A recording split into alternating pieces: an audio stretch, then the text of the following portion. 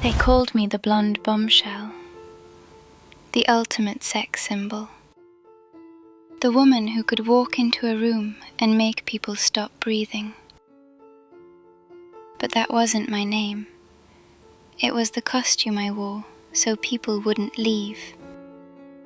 They fell in love with Marilyn, but no one ever stayed long enough to meet the woman who went home at night, closed the door, took off the smile, and wondered why being adored still felt exactly like being abandoned.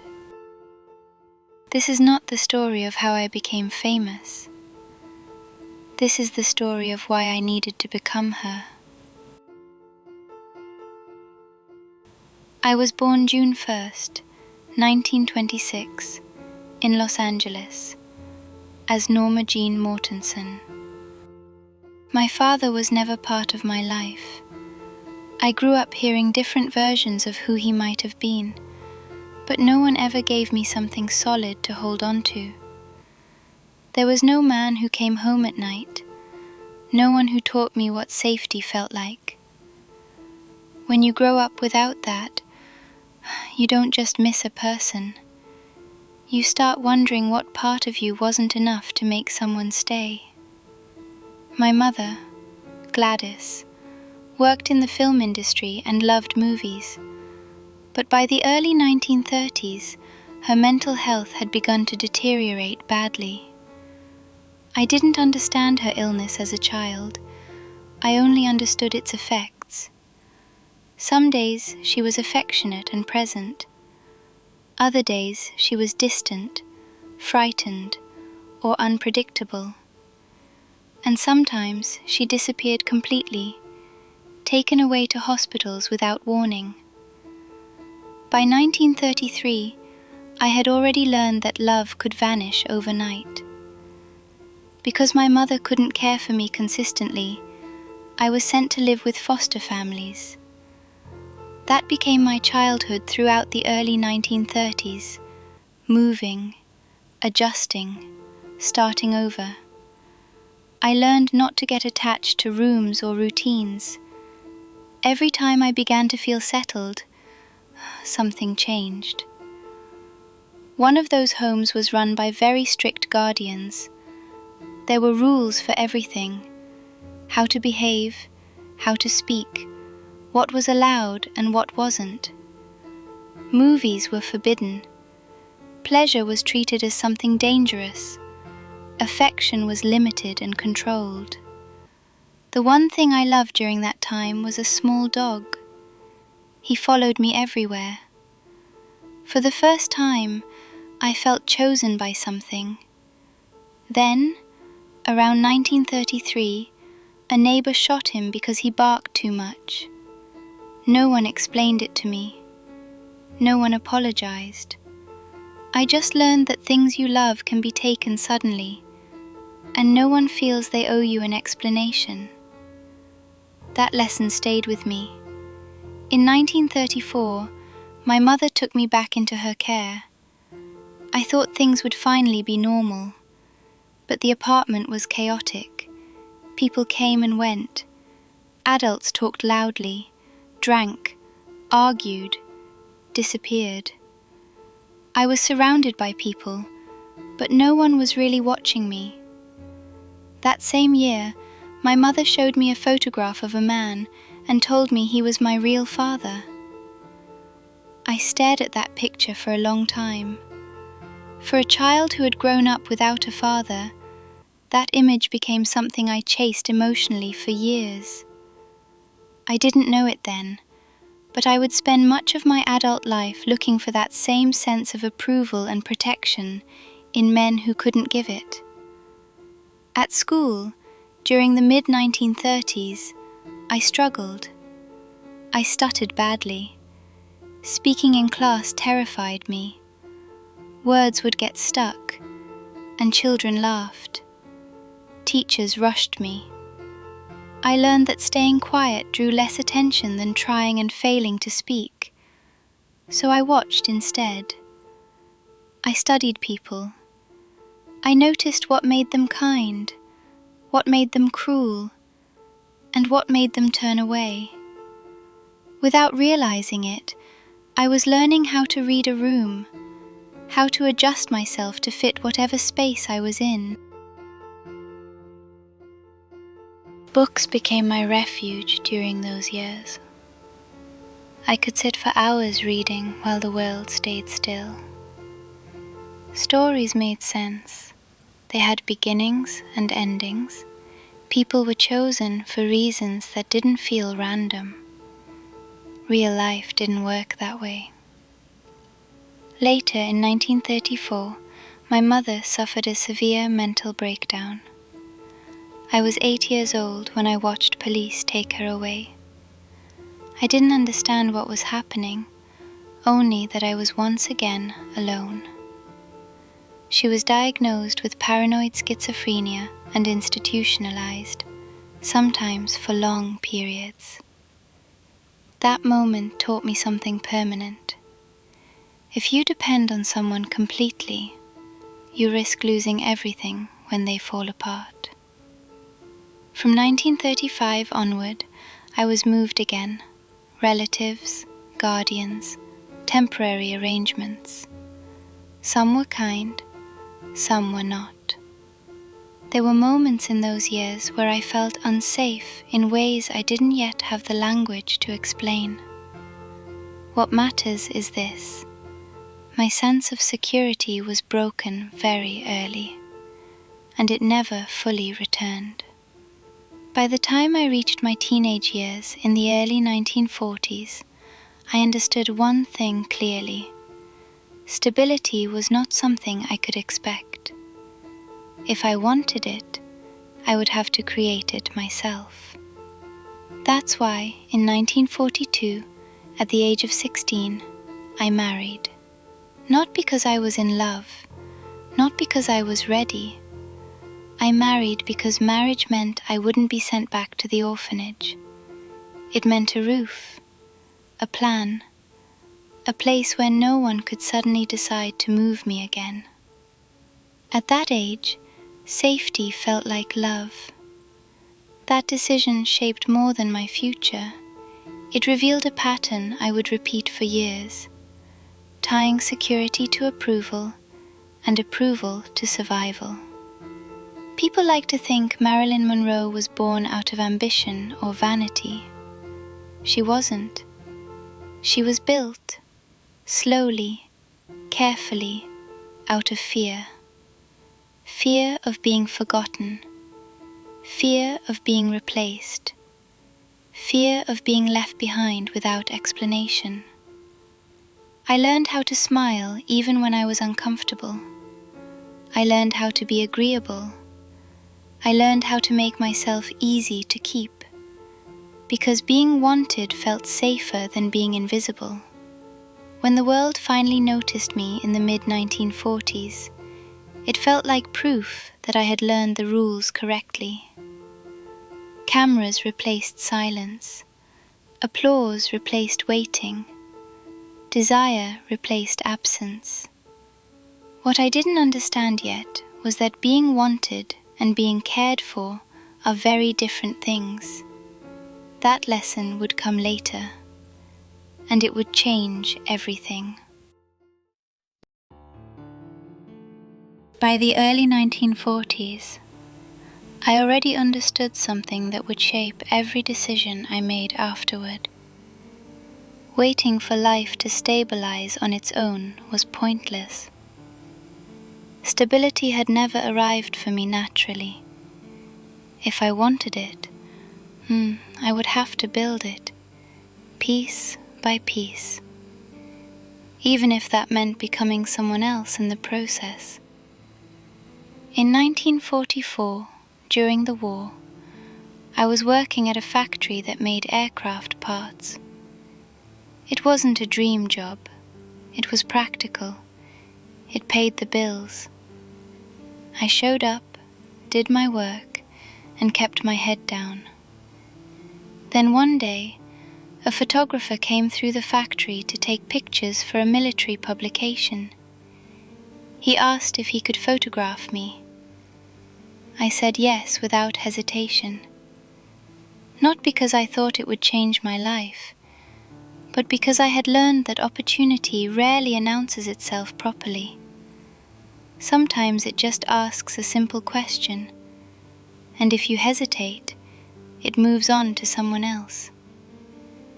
Those photographs led to modeling work. At first, it was small jobs, magazine covers, advertisements, pin-ups.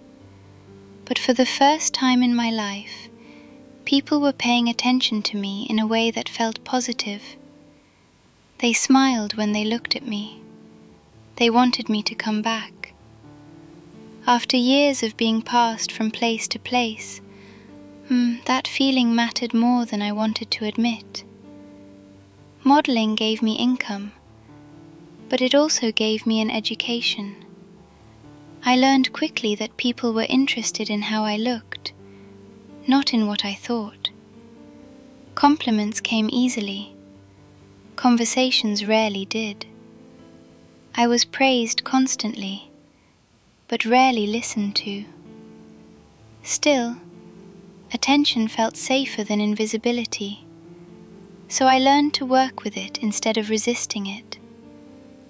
In 1949, during a period when work was scarce and money was tight, I made a decision that would follow me for the rest of my life. I posed nude for a calendar shoot. I was paid $50. At the time, it wasn't a statement. It wasn't rebellion. It was survival. I needed the money. That was the entire calculation. Years later, those photographs would resurface and help launch my career in ways I couldn't have imagined. The world would profit enormously from them. I would not. But when I agreed to that shoot, I wasn't thinking about the future. I was thinking about rent. That distinction matters. As modeling work increased, Hollywood began to take interest, but not in Norma Jeane. They wanted something more defined, more polished, easier to sell. That's when the changes began, slowly at first. I dyed my hair lighter, then lighter still. I adjusted how I dressed, how I moved, how I held my shoulders when I walked into a room. I watched films carefully, studying actresses the way other people studied textbooks. I paid attention to timing, posture, stillness. I wasn't trying to copy anyone exactly. I was trying to understand what worked, and why.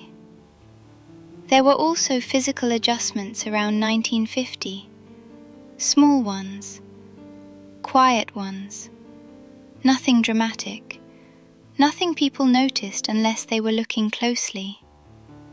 I didn't do it because I hated myself.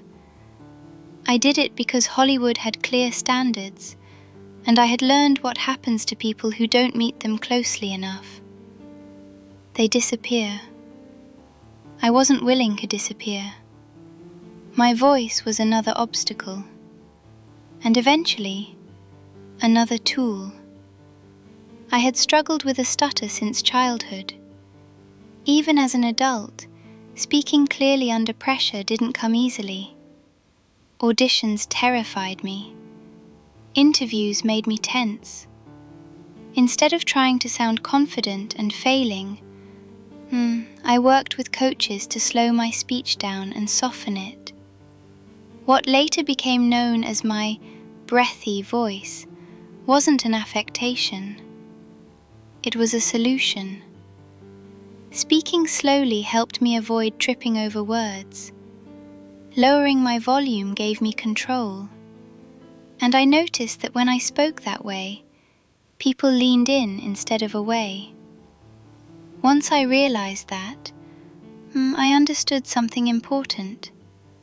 Weaknesses could be reshaped if you studied them long enough.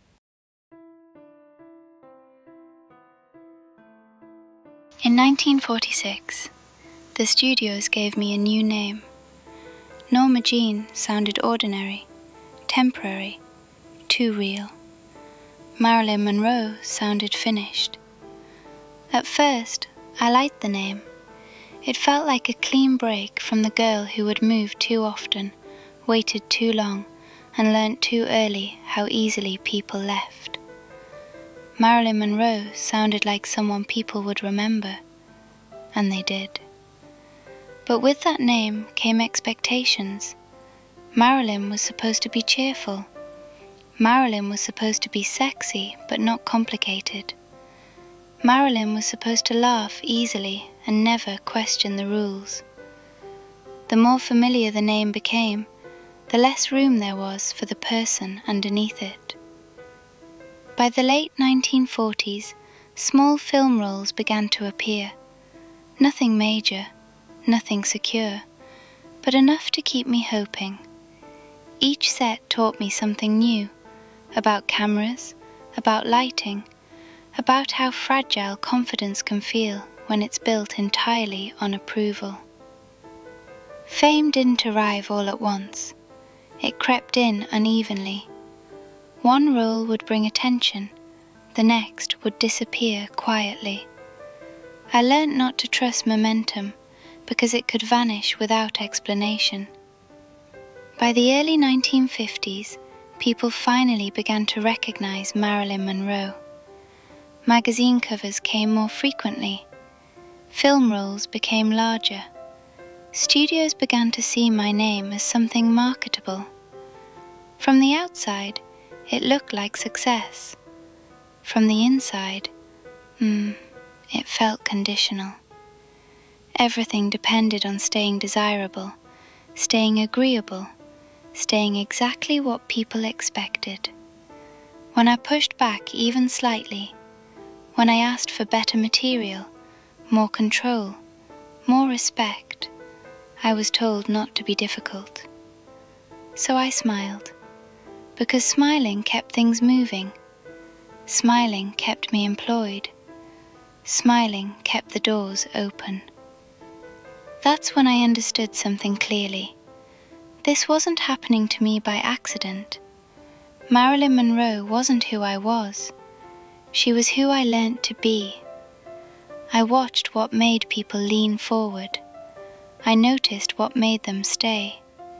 The voice, the pauses, the way I walked into a room.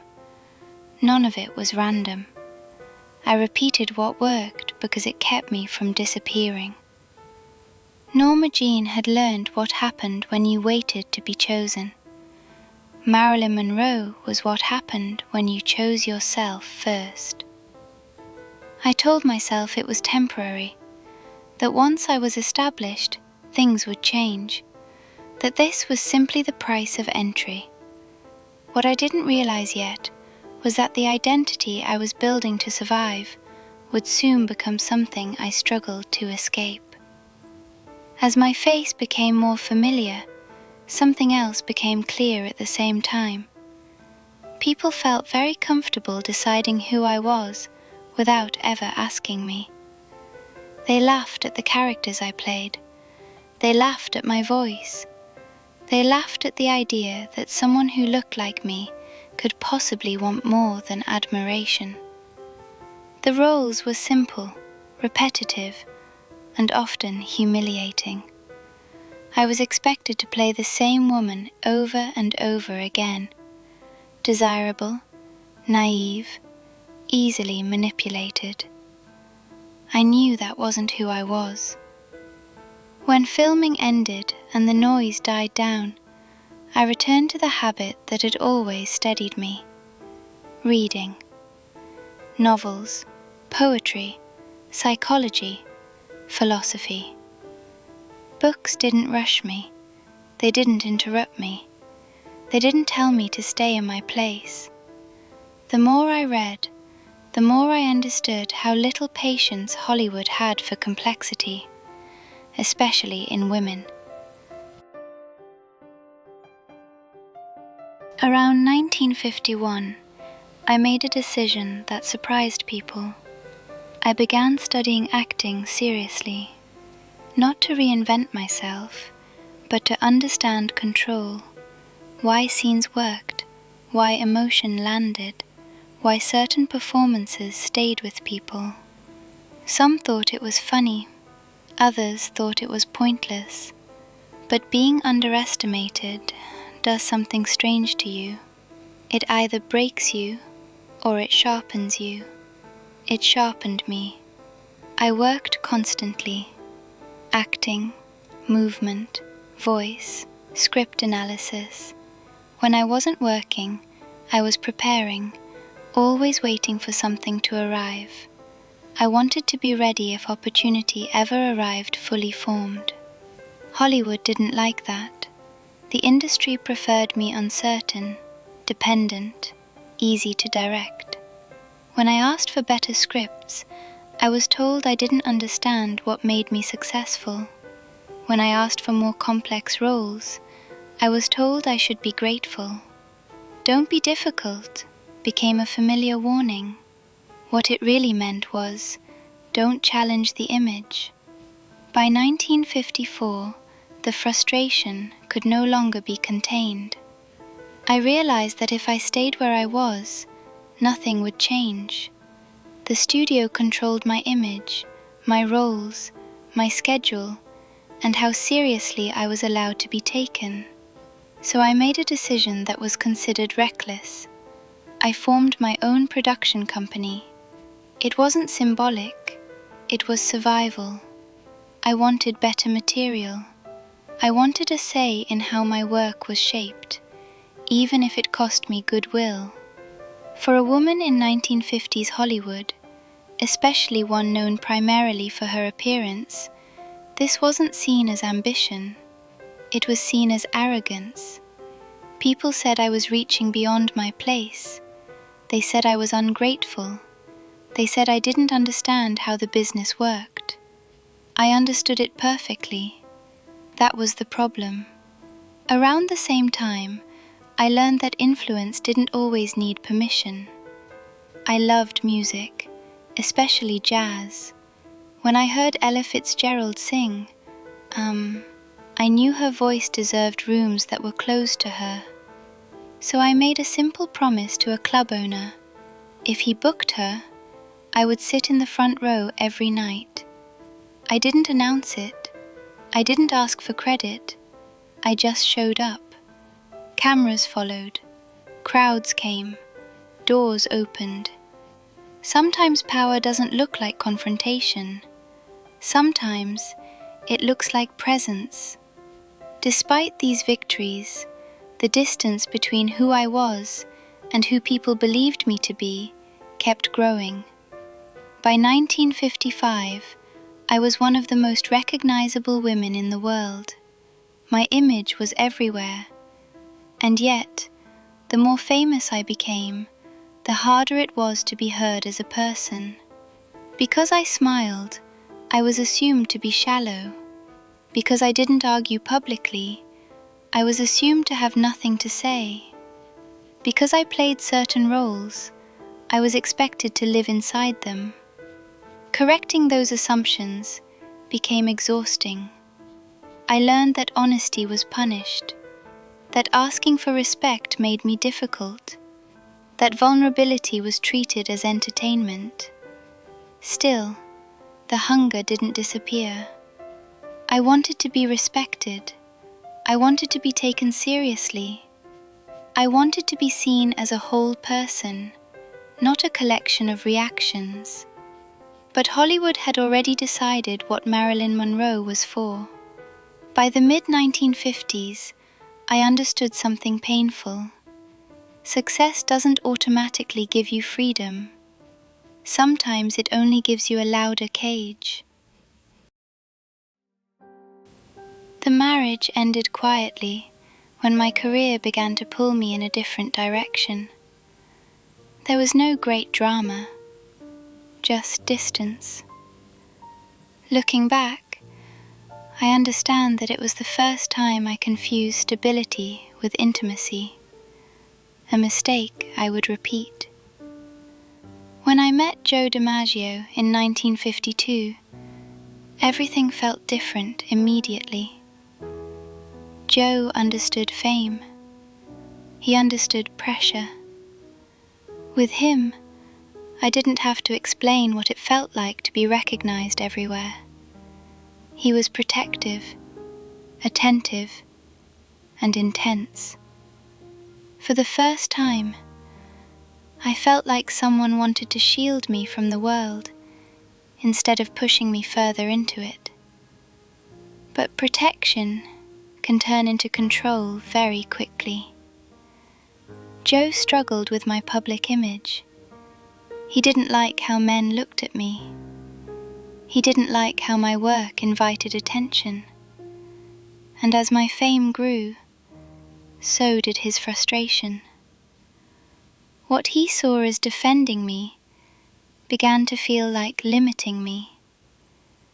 We married in 1954, and within months, the tension became impossible to ignore. I was expected to shrink myself to preserve his comfort, to become quieter, smaller, less visible. That wasn't possible. Our marriage lasted less than a year. On paper, it looked like a failure, but emotionally, it was two people trying to solve the same problem in opposite ways. I wanted safety without confinement. Joe wanted safety through control. Neither of us knew how to make that work. Even after the divorce, he never truly stopped caring. He worried about who surrounded me. He worried about my health. His concern didn't always arrive in the right form, but it was real. Some people understand your vulnerability only after the relationship has already broken.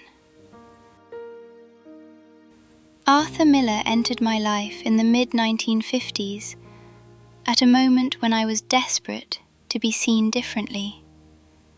Arthur was a writer, thoughtful, intellectual. With him, conversations didn't stop at appearances. We talked about books, ideas, meaning. For the first time, I felt hopeful that love and understanding might exist in the same place. I married Arthur in 1956, believing that this was finally the balance I had been searching for. Intimacy without confinement, seriousness without judgment. But marriage has a way of magnifying insecurities instead of erasing them. I wanted to be taken seriously as a thinker, as an artist.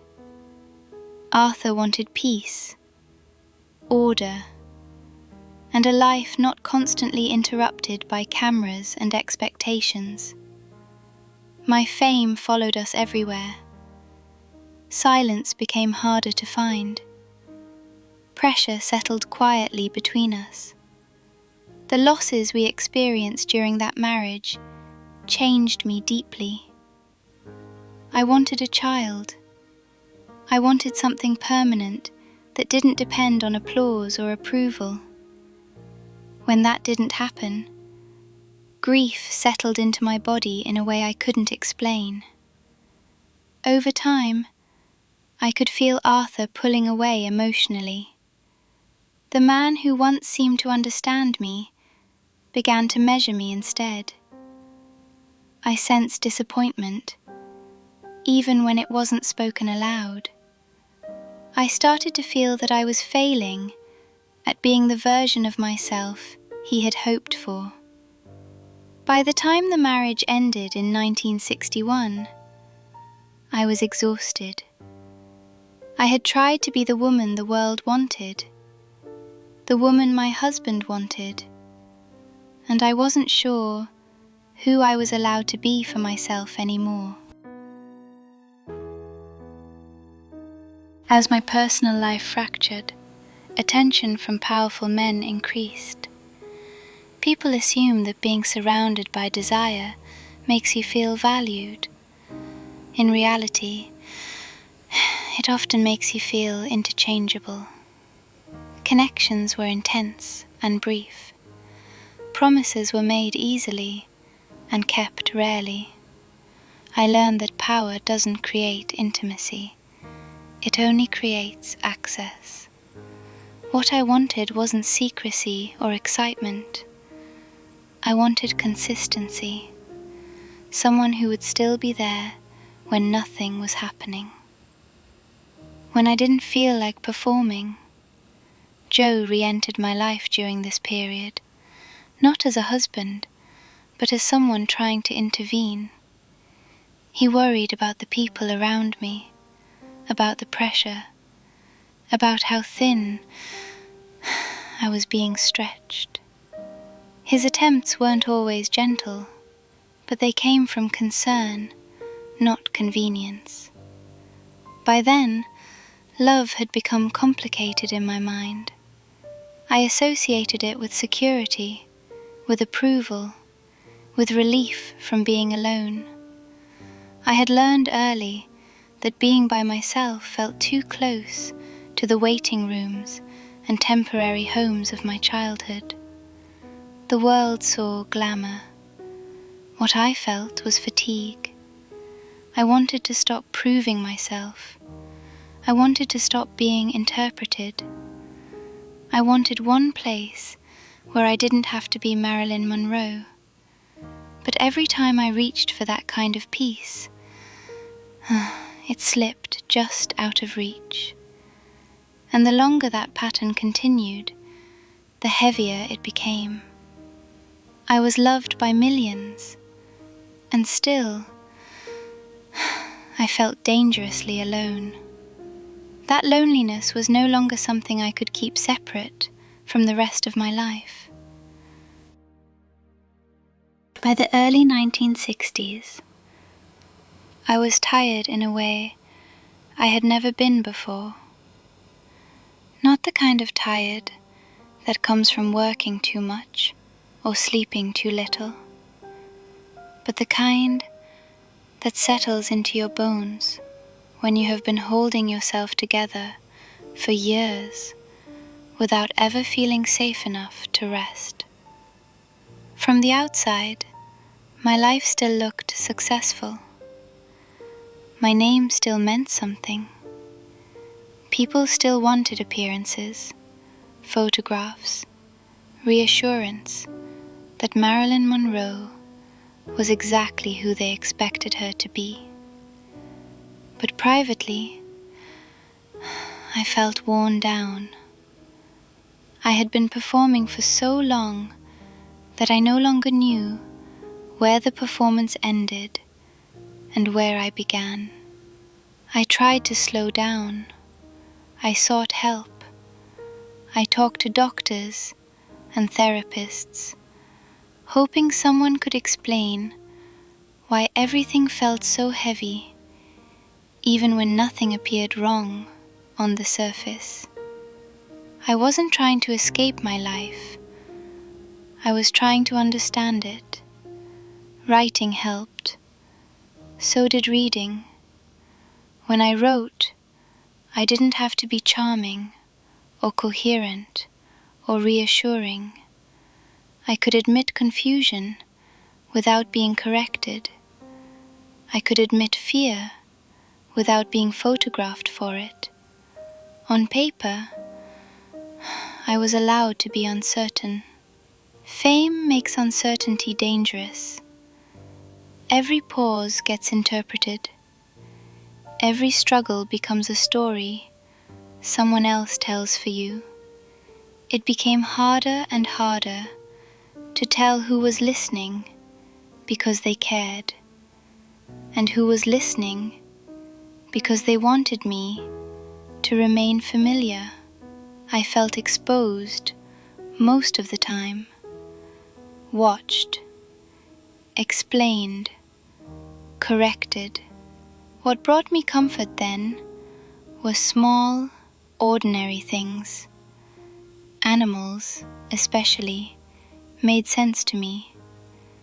They didn't want explanations. They didn't want charm. They stayed because they chose to. That kind of uncomplicated presence felt rare in my life. I liked being barefoot at home, cooking simple meals, sitting quietly without being evaluated. Those moments grounded me.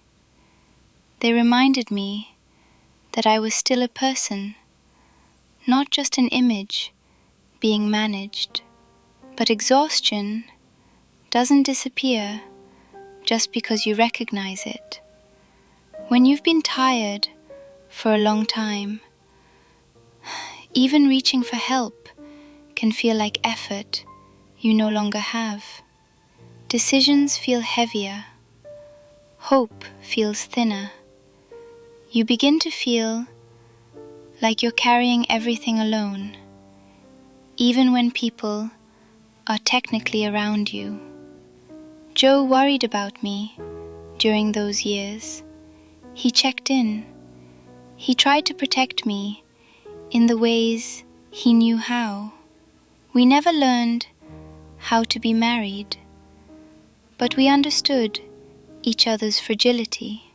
Sometimes understanding comes too late to fix anything, but not too late to feel real.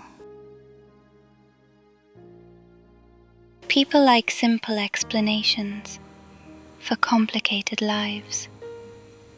People still whispered about powerful men, about rooms I was said to have entered, and secrets I was supposed to be keeping. They wanted scandal because it was easier than understanding loneliness. I won't pretend I wasn't drawn to attention, or to men who made me feel protected for a moment.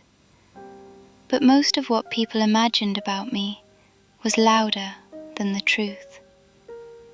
What I was really searching for wasn't power or influence. It was reassurance, a sense that someone might stay. I don't believe a life like mine can be reduced to one cause or one moment. I was shaped by a childhood that never felt secure, by an industry that rewarded me for being desirable but punished me for being human, and by years of trying to hold everything together without ever feeling fully protected. I was strong in many ways. I was vulnerable in others. Those things existed at the same time. I didn't want to be admired from a distance.